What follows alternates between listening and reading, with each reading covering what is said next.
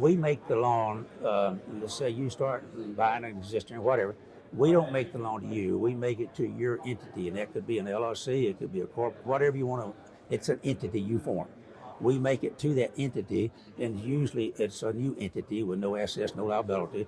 It doesn't have to be that way. It could be an existing. We just have to take all that in consideration. So now we make the loan to that entity. That entity has to personally sign it. Then you, as the managing partner, and more than 20% ownership, it always works that way. You may own 20%, you may own 92% or whatever. You have this person sign. Now here's the fun part.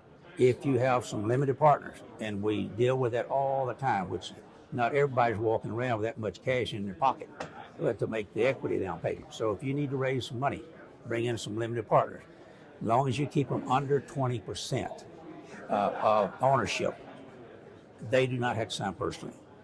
That we frequently see investors that have a substantial net worth, but they don't, and putting say 200, 300 in your wash, then that wouldn't hurt them too much at all.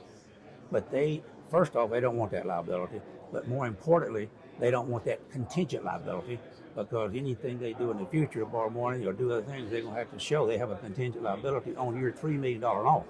Even though they just own 20 or 21% or whatever, they're contingent liable, and you are, and any other partners. It's not just if you own your limited partner owns 25%, it's not 25% of the note, it's 100% of the note. So